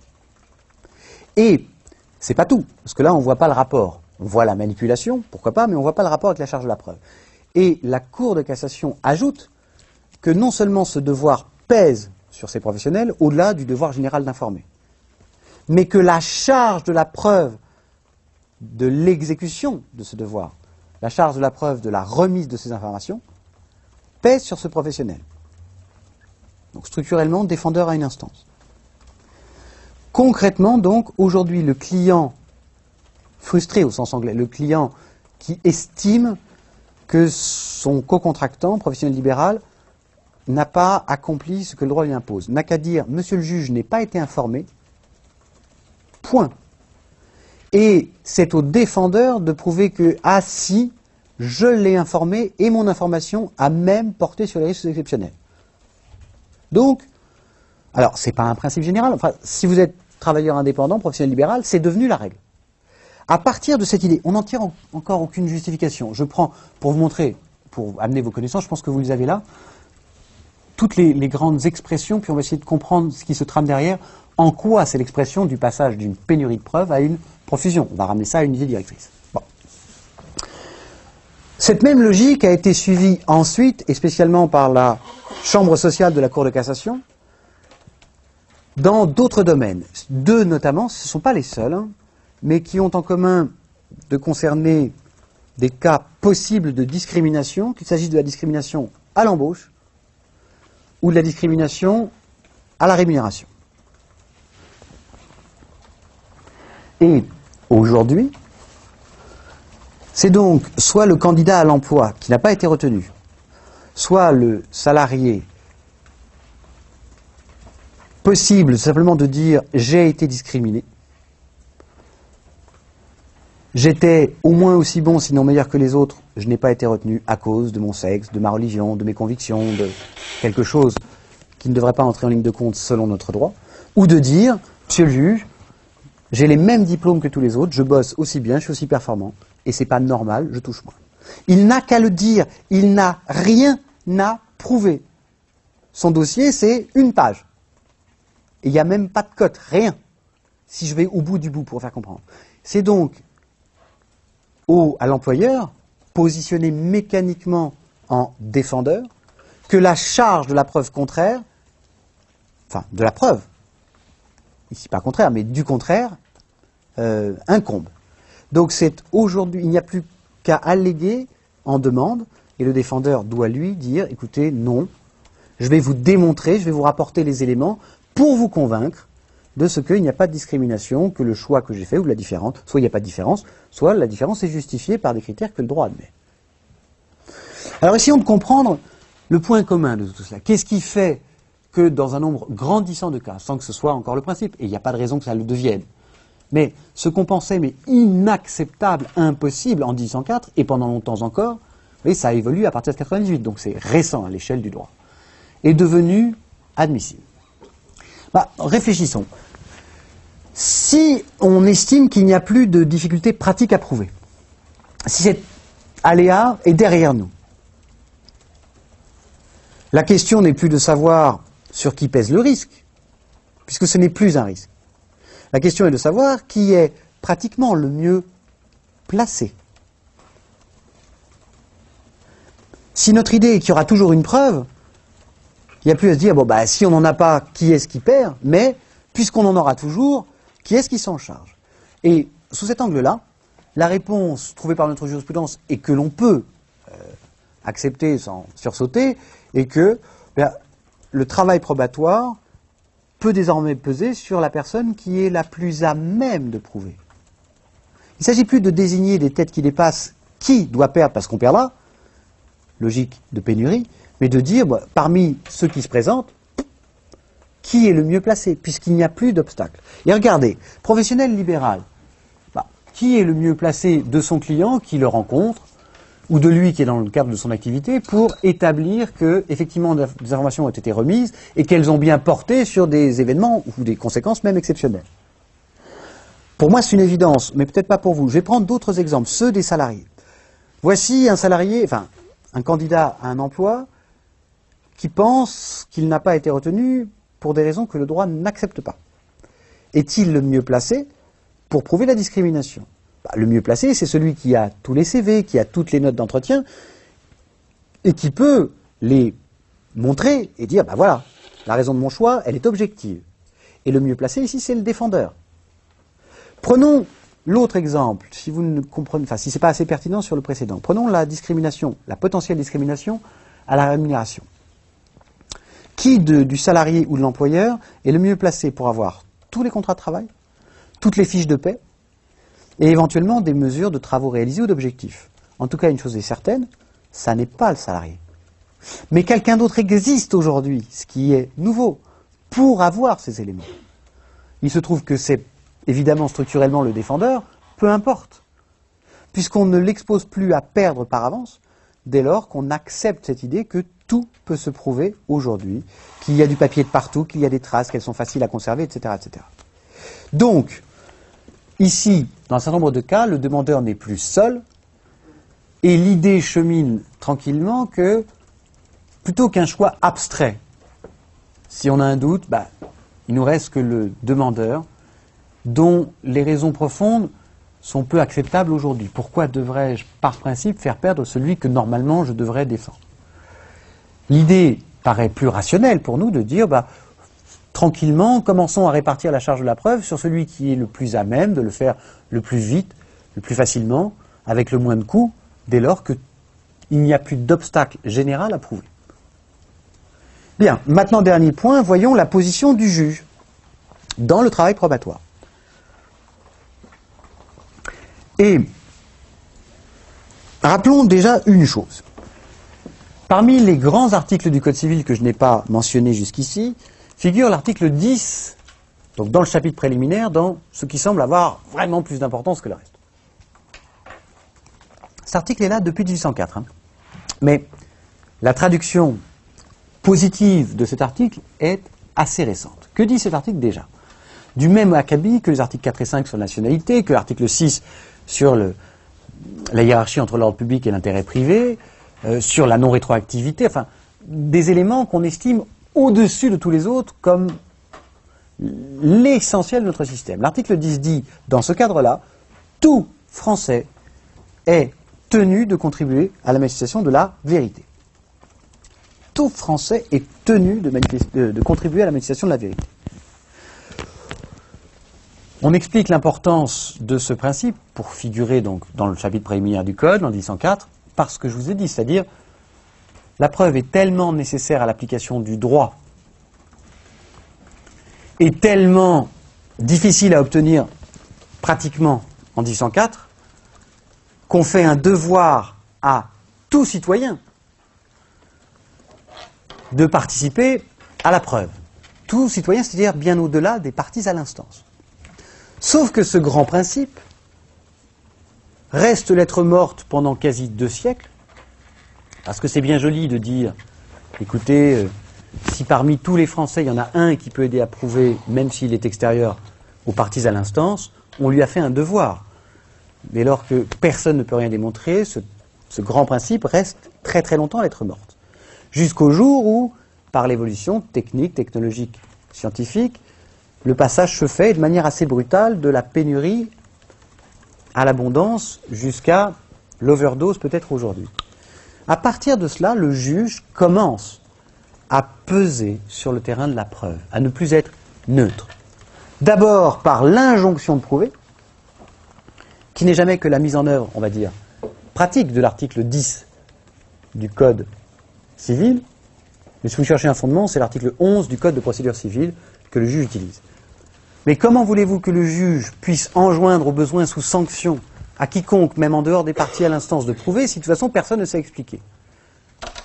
Voilà pourquoi ce texte va rester vide pendant très longtemps, mais voilà pourquoi dès que l'obstacle pratique disparaît, le juge se sert de l'injonction, et si quelqu'un peut prouver, parce qu'il y a toujours aujourd'hui quelqu'un qui peut prouver, le juge a pratiquement les moyens de le forcer à participer au travail probatoire, s'agirait-il d'un tiers à l'instance. Bon, le gros morceau de l'implication du juge aujourd'hui dans le travail probatoire, parce qu'il n'y a plus d'aléas, et donc amener le juge dans la preuve des faits n'est plus dangereux, ne le mettra plus en échec, c'est évidemment l'institution de l'expertise, qui est quand même un des gros morceaux du Code de procédure civile. L'expertise, au sens technique, parce que sinon c'est des témoins qu'on paye, l'expertise au sens technique se définit comme une mesure d'instruction judiciaire, donc décidée par le juge, ce qui va montrer plus tard que s'il prend ses décisions, il n'est plus vraiment neutre du point de vue de la preuve, et visant à l'éclairer sur tout élément de fait, c'est que du fait l'expertise, sur tout élément de fait qui pourrait échapper à sa compréhension. Donc l'idée est là. Aujourd'hui qu'on a le sentiment qu'on peut tout comprendre, tout expliquer, tout démontrer, il n'y a plus de risque que le juge à participer au travail probatoire essuie un échec, mais simplement cette idée que peut-être que le juge ne peut pas comprendre tout seul ces faits, ou que même les parties ne peuvent pas elles-mêmes les lui rendre compréhensibles, peut-être que les parties elles-mêmes n'arrivent pas à comprendre cette situation, ne savent pas la démontrer, mais quelqu'un existe dans notre société qui peut expliquer et démontrer. Et c'est le juge qui décide effectivement d'y recourir. Vous comprenez bien l'enjeu. Hein. Si le juge, dans une situation factuelle compliquée, ne requiert pas l'expertise, grosso modo, enfin ne requiert pas qu'il ne l'ordonne pas, souvent, enfin lui qui la requiert, n'ordonne pas l'expertise, le risque est très fort d'un débouté. Écoute, je comprends rien, la situation m'échappe, en conséquence, déboute. Si le juge, par l'institution qui existe, a la possibilité de ne plus être neutre, de dire, écoutez, voilà, vous demandeurs, vous peut-être défendeurs, vous n'arrivez pas parce que ça vous échappe, parce que c'est techniquement très compliqué, scientifiquement ça vous échappe, mais quelqu'un aujourd'hui sait, eh bien si vous me le demandez, j'ouvre à cela. Et donc je ne prends plus le risque d'une décision parce qu'il en faut une, qui serait coupée des faits, qui serait coupée de la réalité, et je m'inscris cette fois-ci dans une perspective qui n'est plus exactement une vérité simplement judiciaire. J'ai les moyens, et on ne va pas s'en priver, de me rapprocher d'une vérité, alors d'expérience, d'une vérité scientifique, d'une vérité démontrée, s'il n'y a plus de limite. Et alors, dernière chose, vraiment pour vous aider à comprendre cette bascule très forte qu'on ne voit pas forcément si on en reste au principe, hein, ce que je vous dis, c'est l'invention de l'expertise in futurum, autrement appelé le référé probatoire, qui est pour moi vraiment l'exemple parfait du passage de la pénurie, on va gérer et se démerder avec le peu qu'on a, à l'opulence absolue. J'indique que dans ce cadre, donc, hors contentieux. C'est-à-dire, vraiment, ça c'est du luxe. Déjà, en contentieux, on essayait de faire ce qu'on pouvait avec la preuve, mais là même, il n'y a pas de contentieux. Donc, dans un cadre hors contentieux, c'est quoi? C'est 148 du Code de procédure. J'ai un doute sur les textes. 145, autant. J'avais un doute fondé. Donc, hors tout contentieux, le juge peut, à la demande d'une personne, je ne parle même pas de partie, puisqu'il n'y a pas encore d'instance, prononcer toute mesure visant à conserver une preuve, soit qu'elle risque de disparaître elle-même, soit qu'elle puisse être altérée pour le cas, et regardez, c'est du luxe de bobo, c'est de l'abondance absolue, c'est les poubelles de Noël, pour le cas où plus tard, un contentieux pourrait naître. Donc pendant 22 siècles, on s'est dit, de toute façon, on attend qu'il y ait un problème, et on va essayer de prouver avec ce qu'on peut, mais notre vérité, elle n'est pas ambitieuse. Non pas qu'on renonce à l'ambition, mais qu'on ne peut pas faire autrement. Et en très peu de temps, on associe et le défendeur et le juge, qui n'est plus neutre, au travail probatoire, et même si ça n'a aucune espèce d'incidence sur une instance en cours, donc une règle qui ne s'applique pas encore, et peut-être que ça n'aura jamais d'incidence. C'est bien qu'il n'y a plus d'obstacle technique, puisqu'on est même capable d'immiscer le juge dans un travail probatoire en dehors de tout cadre contentieux. Bon. Ok, conclusion ici, et on voit bien effectivement comment derrière les principes du code qui n'ont pas bougé, leur interprétation ou d'autres principes viennent quand même nous délivrer un autre message. On l'a dit, le demandeur n'est plus seul. Et globalement, on voit au fur et à mesure que si on n'a plus d'obstacles probatoires, il est devenu insupportable de menacer le demandeur de perdre pour une simple, en tout cas de ne pas être entendu pour une simple raison de fait. Nous approchons ici très clairement, et dans un certain nombre de cas, c'est évident, et je vais donner un exemple, nous approchons donc d'une vraie révolution, pas au sens physique, c'est-à-dire qu'on n'aurait pas fait un tour sur lui-même, mais d'un vrai changement profond, qui est l'avènement d'un droit subjectif à la preuve. L'expertise in futurum, le référé probatoire, en sont une expression, je vais vous en montrer une autre. Si la preuve existe désormais partout, alors on peut concevoir qu'il existe un droit protégé par le juge à l'obtenir, quitte à impliquer le défendeur. Regardez l'exemple de ce que peut devenir un droit subjectif à la preuve. Prenons en 1 minute un cas que vous connaissez. Prenons une situation dans laquelle, pour pouvoir convaincre un juge, là il va falloir parler vraiment plus fort. Vous m'entendez encore? Enfin, si vous ne m'entendez pas, faites signe. D'accord. Pour pouvoir convaincre un juge, une personne a besoin d'éléments qui appartiennent au défendeur. Ces éléments existent, hein. On n'est plus dans... De toute façon, on ne sait pas démontrer, puis il n'y a rien. On est dans cette période moderne de profusion pratique de preuves. La seule originalité, c'est qu'ici, ces preuves ne se refusent plus. De toute façon, il n'y en a a priori plus aucune qui se refuse. La preuve est devenue une fille facile. Sauf que, problème, cette preuve appartient au défendeur.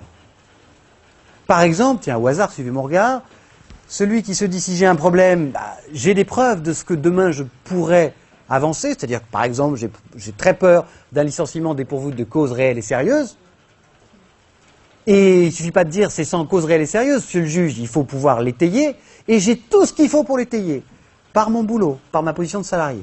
Mais ça ne m'appartient pas, donc soit c'est du vol, ça ne m'appartient pas, mais j'en fais des copies ou j'en garde des traces, c'est de l'abus de confiance. Donc regardez cette situation qui est, comme l'expertise in futurum, un renversement de perspective qu'on n'envisageait même pas il y a 2 siècles. L'idée qu'il puisse y avoir trop de preuves. Alors la chambre criminelle, vous savez, dans cette situation, donc d'un salarié qui utilise les moyens de sa fonction dans la crainte qui peut être la sienne d'un licenciement non fondé, la chambre criminelle disait, attendez, prenez comme vous voulez, moi j'ai la protection pénale des biens, de la propriété, pour moi c'est soit du vol, soit de l'abus de confiance. Et mes juges, au fond, doivent condamner. Et puis la chambre sociale qui disait, ok, très bien, mais regarde, pendant très longtemps on aurait pu l'accepter, de toute façon il n'y avait pas d'alternative, pas d'autre choix. Aujourd'hui ça n'est plus acceptable, ces preuves existent, elles sont faciles. Mais va-t-on continuer à s'en priver pour la simple raison qu'elles appartiennent aux défendeurs? Et vous savez qu'à la fin de l'histoire, la chambre criminelle de la Cour d'accusation a rejoint ce mouvement en faveur d'une preuve quasi sans limite, en inventant ce fait justificatif original, puisqu'il ne correspond à aucun autre précédemment connu, dans sa structure, dans sa logique, qui est la préparation de l'exercice légitime des droits de la défense. Donc oui, dans les faits, paix des braves, dans les faits, ça reste un vol, ça reste un abus de confiance, mais fait justificatif, plus de sanctions. Voilà, quand je vous parle de l'avènement progressif, c'est pas encore au frontispice de nos règles, mais quand on voit bien, et c'est pas de la prospective, un certain nombre de cas, on voit bien qu'a été inventé un droit subjectif, c'est-à-dire protégé par le système à la preuve, et qui domine tout le reste. Comme si, idée finale de ce premier thème, qui est un gros thème, hein, comme si, finalement, après s'être privé, non, ça c'est un choix, après avoir été privé pendant 22 siècles de cette base de l'application du droit qu'est la preuve, on n'arrivait pas, comme quelqu'un qui a été affamé, à s'arrêter de manger. Maintenant, il y a tout ce qu'il faut dans le réfrigérateur, on tape dedans, jusqu'à l'idée d'un droit subjectif à la preuve en 1804, enfin je pense que, d'abord, la notion de droit subjectif au sens strict du terme n'existe pas encore, et surtout, personne n'aurait pu la défendre en disant « t'es bien gentil avec ton droit, de toute façon, il aboutira à rien ». On a un exemple, hein, c'est l'article 10 du Code civil, qui est là, mais enfin, sans aucune application. Donc, voilà. Et on a bien cette marque d'une législation qui n'est plus de pénurie, et éventuellement d'une preuve qui ne se satisfait plus d'une vérité abstraite, d'une vérité relative, mais qui dit maintenant qu'on peut être au cul du camion, devant les faits, notre preuve, elle va être beaucoup plus, enfin, notre vérité va être beaucoup plus exigeante. On ne va plus accepter sa relativité. Elle va être de plus en plus absolue et donc éventuellement de plus en plus scientifique. Bon. Deuxième thème, celui des systèmes probatoires, qui est un système, enfin, qui est un thème assez rapide par rapport au précédent. Pourquoi? Parce que il est plutôt une introduction vers les procédés que nous verrons ensuite. Bon, on sait en 1804 comme bien avant que dans un droit, il peut y avoir deux grands systèmes probatoires. On n'est plus là exactement dans le détail, on y reviendra après. Deux grandes manières de concevoir la preuve en tant que système. Il peut s'agir soit d'un système dit de preuve légale, soit d'un système dit de preuve libre. Voilà. Alors vous allez me dire, tu vois bien qu'il y a un choix. Oui, mais c'est un choix théorique, c'est indépendamment de la difficulté pratique. Bon, comprenons chacun de ces systèmes et voyons où s'est situé notre code. La preuve légale, tout d'abord, qui se définit comme l'établissement. Alors je vais être lourdingue, hein, délibérément. Une fois pour toutes, d'une manière générale, c'est la loi, hein, abstraite et impersonnelle, donc l'établissement, une fois pour toutes, d'une manière générale, abstraite et impersonnelle, et des seuls procédés recevables, et, respectivement, de leurs forces probantes respectives. Je reprends donc, détermination générale, abstraite, impersonnelle, une fois pour toutes, donc par le législateur, et des seuls procédés recevables, et consécutivement de leurs forces probantes respectives. Avant de passer à l'autre système, regardons-le un tout petit peu celui-là. On relèvera immédiatement que dans un système de preuve légale, le juge n'a qu'un rôle d'exécutant.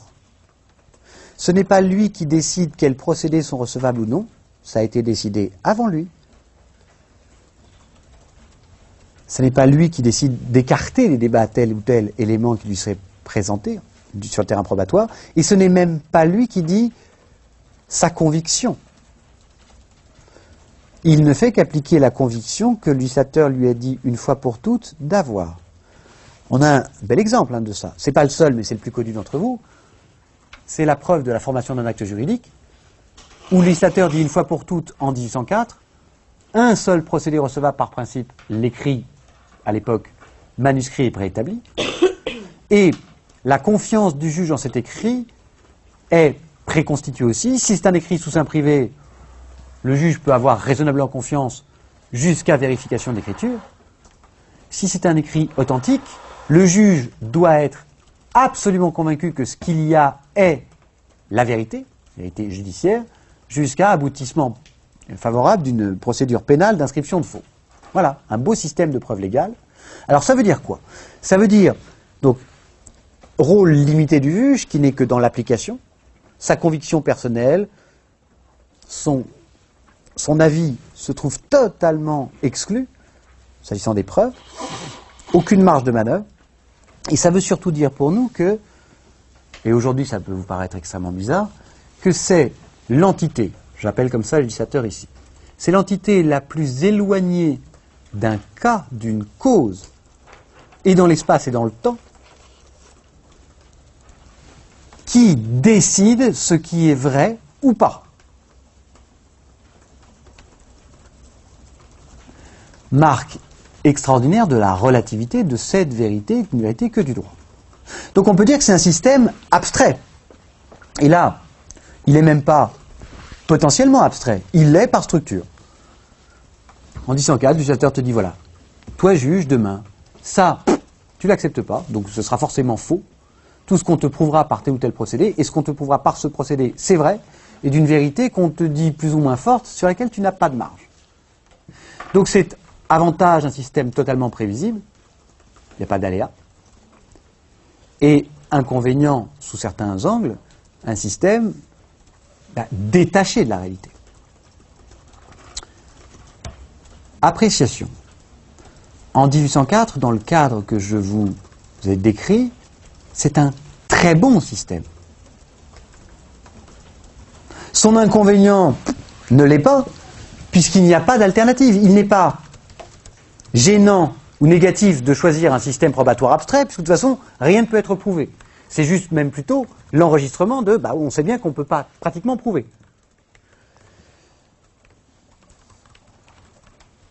Et comme c'est un système qui, dès le départ, n'entend pas se rapprocher, n'entend pas dire il faut être en face de la réalité, il faut une vérité d'expérience, c'est un système qui fonctionne très bien dans un cadre plus général dans lequel cette vérité d'expérience, cette réalité des faits, de toute façon, non pas elle ne se constate pas, mais elle ne se démontre pas. C'est donc un système tout à fait adapté à une situation de pénurie pratique de preuves. Bon. Donc, a priori, qui a toute sa place dans notre droit. Maintenant, avant de voir la position de ce droit, mentionnons quand même le système qui semble, vous allez voir, je dis bien semble, lui faire front, qui semble être son antonyme. Le système dit de la preuve libre. Donc, là, on va quand même pas s'ennuyer beaucoup, vous renversez tout ce qui précède.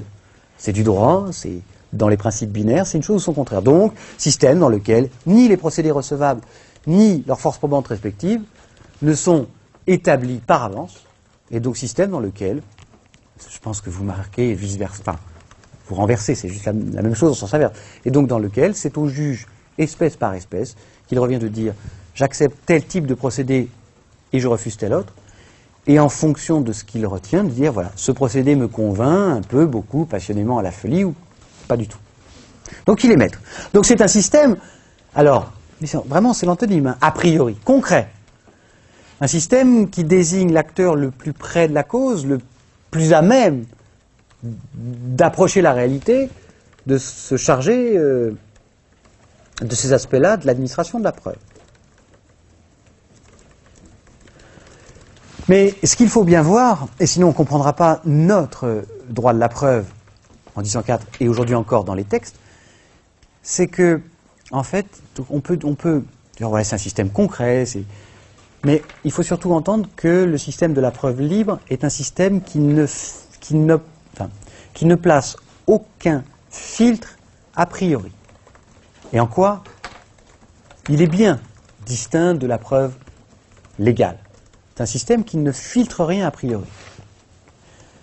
Et ne rien filtrer a priori, c'est aussi répondre à une situation de pénurie. C'est quand tu as de l'opulence que tu te dis oh non, ça, on ne veut pas. Quand tu n'as à peu près rien sur le terrain probatoire, tu te satisfais de ce qui se présente. Et donc, ce que je veux vous montrer ici, c'est que ces deux systèmes pouvaient être l'un comme l'autre, et il n'y a pas d'antinomie ici, pouvaient être parfaitement adaptés à une société de pénurie de démonstration, où il y a très peu de preuves. Vous voyez, sous cet angle-là, ils sont plus complémentaires qu'antagonistes. Vous me suivez ? Et maintenant, regardons notre droit, tel qu'il est en 1804 et aujourd'hui encore sur les textes. C'est exactement cela que notre droit traduit, puisque les deux systèmes sont retenus, et la preuve légale et la preuve libre, avec simplement deux domaines d'application distincts pour éviter les contradictions. Alors je rappelle les grandes évidences.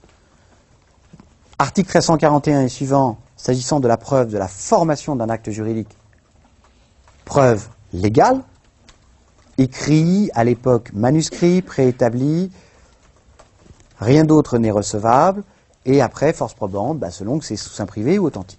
Et 1348 et suivant, dans l'ordre du code, c'est là que la bascule se fait, s'agissant cette fois-ci de la preuve des faits juridiques, choix du système de la preuve libre. Donc un petit peu de filtre apparemment, on y reviendra plus tard, un petit peu de filtre apparemment, enfin, pas un petit peu, un filtre apparemment pour la preuve de la formation d'un acte juridique, preuve légale, et aucun filtre pour la preuve des faits juridiques, ce qui en 1804 se comprend. J'explique. Il y a une partie. Alors, on a compris ce qu'était la preuve libre et comment elle pouvait être très adaptée à un système de pénurie, puisque elle prend les miettes qu'il y a et elle dit au juge tu te démerdes avec le peu. Donc ça a du sens. Mais pourquoi est-ce que c'est choisi en matière de faits juridiques ? Il faut comprendre ici, et Dieu sait qu'avec Christophe, vous avez travaillé des aspects des faits juridiques, soit les quasi-contrats, soit la responsabilité pour ces deux-là. Il y a une particularité dans les faits juridiques qui va expliquer l'idée de mettre en face, d'un point de vue probatoire, le système vraiment le plus ouvert à tout, parce qu'il n'y aura pas grand-chose de toute façon à nourrir. En matière de faits juridiques, donc, le créancier découvre sa qualité sur le tard, après les faits. C'est intrinsèque à ce système dans lequel l'obligation naît par la décision de la loi. Donc, le créancier, en matière de faits juridiques, l'est depuis un moment avant de s'en rendre compte, toujours. Et ensuite, je rappelle, sur une durée de prescription, donc passé laquelle il perd son droit d'action, qui est à l'époque de 30 années. 30 années, ça couvre la durée de vie d'un être humain masculin à partir de la majorité, même plus. Donc le risque est fort en matière de faits juridiques que de toute façon, au moment où quelqu'un se présente devant le juge pour se voir reconnaître cette qualité, et que le juge en tire les conséquences, notamment en termes de créance, il reste quasi plus rien des éléments susceptibles de prouver que les conditions de la règle ont été remplies. Non seulement on a cette situation probatoire quasi indigente qui fait que personne ne sait à peu près rien expliquer, mais en plus, par structure, un fait juridique complique encore plus. Si tu avais su tout de suite, déjà, c'était très compliqué d'expliquer que tu avais traversé dans les clous ou pas. Ah oui, il n'y a pas de caméra de vidéosurveillance. Ah oui, merde, j'oubliais. Mais en plus, le temps, par principe, va s'immiscer entre le moment où tout se conjugue en droit pour que tu sois créancier et le moment où tu t'en rends compte. Donc vraiment, il faut avoir un aspirateur hyper large pour récupérer la moindre miette, sinon toutes ces règles resteront lettres mortes. Bon. Alors, voyons, donc, ok, on a compris pourquoi, et puis en matière d'actes juridiques, pourquoi est-ce qu'on choisit un système de preuve légal? Grosso modo, quand même, pour qu'en cas de doute, le juge puisse in fine rendre sa décision. Si on ne dit pas, a priori, il n'y a qu'un procédé recevable lorsqu'est allégué l'expression ou la rencontre de volonté, ça va être un peu sans fin. L'avantage d'un système, même aujourd'hui, comme la charge de la preuve qui pose un principe, c'est qu'en cas de doute, la solution, elle est encore là. Aucune preuve n'est rapportée, tant pis, je déboute le demandeur. Aucun écrit préconstitué n'est rapporté, tant pis, in fine, j'ai ma décision, moi, juge. Et je pense que c'est cette logique-là qui est en place en 1804. Il va bien falloir qu'on puisse trancher quand il y a un doute factuel, et si on ne dit pas, il n'y a qu'un seul procédé, on se prive d'une décision qu'on va pouvoir motiver facilement. Écoute, vieux, tu l'as fourni, ton écrit préétabli, et à l'époque manuscrit, ou tu ne l'as pas fourni. On va voir que c'est plus subtil que ça. Mais, on va juste se poser une question, pourquoi l'écrit? Sachant que il y a d'autres procédés, et en tout cas, grosso modo, on pouvait envisager le témoignage ou les présomptions. La raison est simple. C'est que, et là encore, on est dans une législation qui ne fait pas de choix, mais qui retient le peu qui est possible. L'écrit n'est pas le meilleur des choix s'agissant de la preuve, de la formation d'un acte juridique, c'est juste le procédé le moins mauvais. Regardez, prenons d'autres possibilités. Pour prouver la formation d'un acte juridique, pourquoi pas le témoignage? Si le témoignage se définit... Ah oui, la caméra ne me voit plus. C'est pas grave, on m'entend encore. Ça fait des vacances aux gens qui regardent. Je disais quoi, là? Oui, le témoignage peut se concevoir, sauf que, deux problèmes. À chaque expression de la volonté... Oui, pardon, c'était ça. Si l'on définit... C'est là que j'en étais. Mon prompteur, please. Si l'on définit le témoignage comme la relation, le fait de relater, la relation qu'une personne fait d'un événement auquel elle a personnellement, directement assisté, sinon ce n'est pas un témoignage, on se rend compte que le témoignage n'est pas du tout adapté lorsque le fait contesté, c'est l'expression de la volonté ou sa rencontre.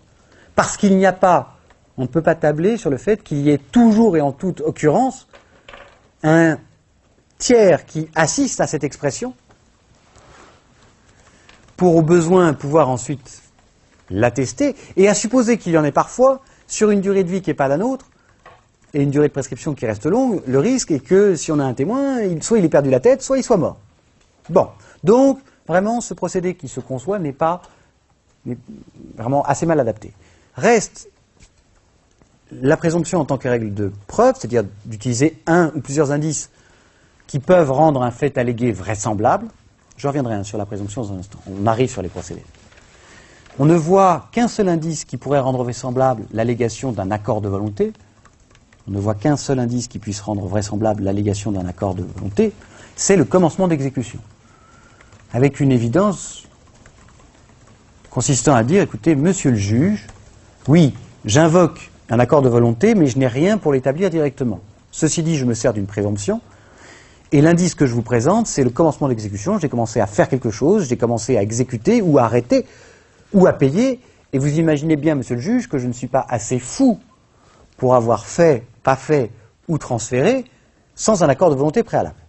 On arrive à concevoir le raisonnement. Sauf que là, on voit tout de suite sa faiblesse, c'est que, finalement, on tue tout travail probatoire, on tue son intérêt. Quiconque voudrait se donner les moyens de faire reconnaître un accord de volonté entre lui et autrui, commencerait par faire ou ne pas faire, ou donner, et irait voir le juge en disant, monsieur le juge, comme évident. Donc regardez, témoignage très inadapté. À chaque fois que je dis oui, j'ai pas toujours un tiers, un autre que le prétendu co-contractant que j'aurais, pour y assister. Et encore, oui à quoi, etc. etc. Il n'y a pas vraiment d'indice pertinent, sauf des cas particuliers, pour établir une rencontre de volonté. Qu'est-ce qu'il reste? L'écrit. Encore une fois, c'est pas un choix, c'est une absence de choix. J'attire votre attention sur le fait, si vous êtes rationnel, que dire que lorsque l'objet de la preuve est la rencontre d'au moins deux volontés, et dire, écoutez, voilà, on va faire une preuve légale, donc c'est un écrit et rien d'autre qu'on veut. C'est quand même un choix qui peut, nous, aujourd'hui, nous paraître totalement infondé. Poser que seul l'écrit préétabli et manuscrit permet de prouver un accord de volonté suppose quand même que dans une société donnée, un, on sache à peu près tous écrire, et deux, on ait tous les moyens d'écrire en toute situation. Deux présupposés qui sont totalement étrangers à la société de 1804. C'est pas que personne ne sait écrire, mais c'est que ceux qui savent écrire, c'est pas vraiment ceux pour lesquels le droit nouveau est pensé. Et même ceux-là n'ont pas en tout moment et en tout lieu des moyens matériels de constater par écrit. On retrouve toujours ce que je vous ai donné une clé depuis le départ, puis elle est là partout. C'est qu'encore une fois, ça n'est pas une législation de choix, mais d'absence de choix. C'est une législation qui, intelligemment, fait que le droit peut s'appliquer malgré une pénurie de preuves, mais elle n'est pas pensée comme le meilleur des systèmes, mais le seul concevable, à défaut de l'alternative. Bon, alors, aujourd'hui, où en est-on? Donc là, on a posé à la fois les deux systèmes, les procédés et l'application acte-fait. Commençons par le système de la preuve libre en matière de preuve, de fait juridique. Alors là, clairement, ce système n'a pas changé, c'est toujours le même. Et dans la pratique, dans la mise en œuvre du droit, donc on va dire le droit positif, et dans les textes. Rien de surprenant, puisque je rappellerai que ce système est un système sans filtre. Ce qui veut dire que toutes les évolutions de la connaissance, de la pensée, et leur traduction, donc évolution scientifique, technique et technologique, ont trouvé, un terrain totalement ouvert en ce domaine des faits juridiques. Pour dire la même chose légèrement plus concrètement, à une exception qu'on arrive tous à trouver, à une exception près, il n'y a pas une connaissance nouvelle, une invention qu'on ne pouvait même pas préfigurer en 1804, qui ne soit pas admise pour prouver aujourd'hui un fait juridique. Alors, je suis absolument certain de ne pas parvenir à faire une liste exhaustive avec vous, mais on peut quand même, au travers des différentes matières dans lesquelles vous avez vu des exemples de cela, essayer une petite liste, qui ne sera pas un inventaire exhaustif, mais clairement à l'après-vert. Alors, je vais essayer, moi, de la faire dans un ordre chronologique. La photographie, non, l'enregistrement sonore. Parfaitement admis, quelle qu'en soit la forme ou la technique, pour prouver un fait juridique. La photographie. Tout terme, même qu'on ne connaissait pas en 1804, j'aime à dire qu'en 1804, le terme technologie, c'est-à-dire cette alliance entre la science et la technique qui donne une application, n'existe même pas. Hein. Donc, enregistrement sonore, photographie, film sous toutes ses formes, argentique, numérique, argentique, vidéo numérique, évidemment, expertise sanguine, expertise ADN, le téléphone, les mémoires vives ou mortes d'ordinateur,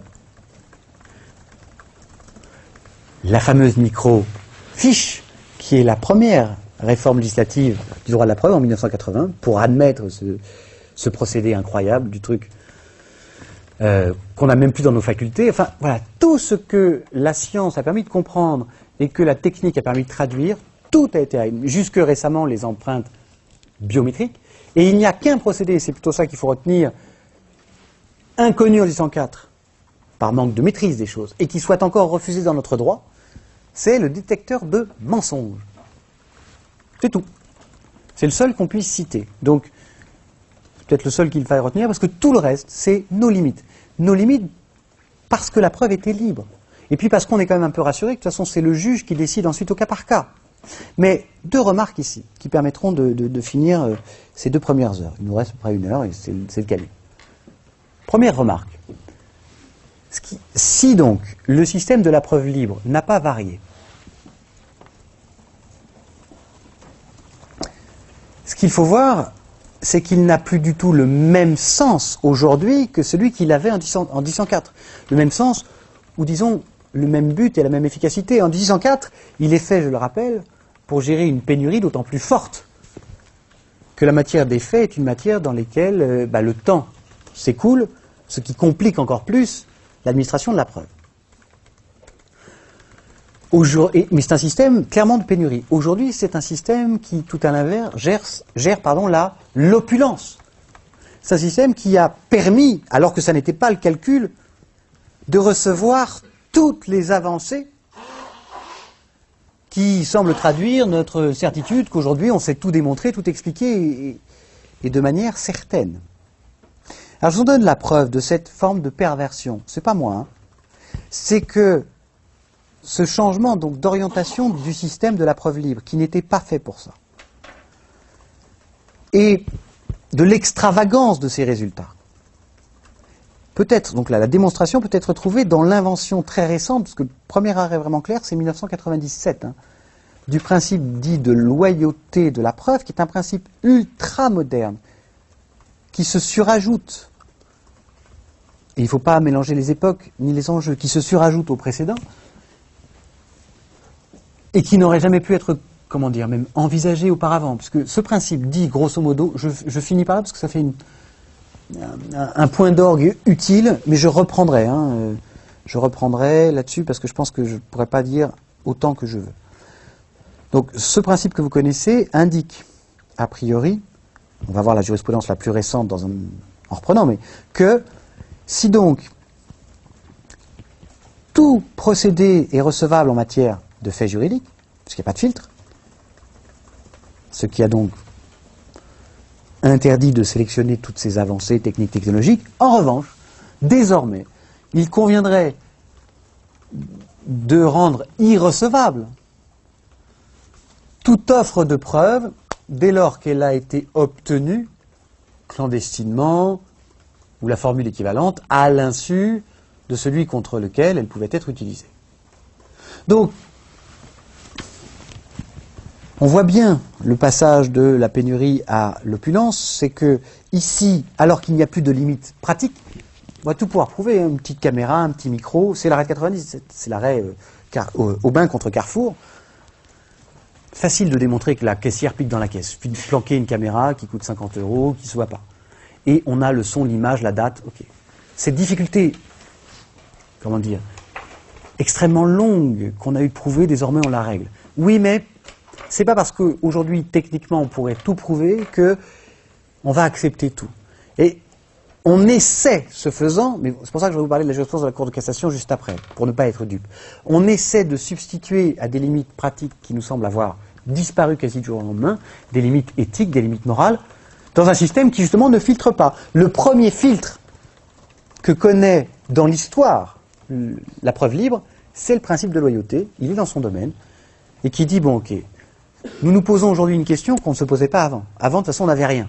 Donc dire, est-ce que de rien je prends qu'une partie, nous sommes bien d'accord, ça n'a pas de sens. Désormais que ce système admet toute preuve qui n'a plus de difficulté à être obtenue, on se pose la question de, est-ce que tout le flot est acceptable? Et, a priori, pour des raisons qu'on n'a pas encore, mais ce sera la fin de la réflexion sur le droit de la preuve, la réponse est plutôt négative. Donc, on s'arrête, on se retrouve plus tard dans l'après-midi, et on va... Pardon? C'est dans 1 heure? Ah, bah super, ça montre que j'avais super envie de fumer.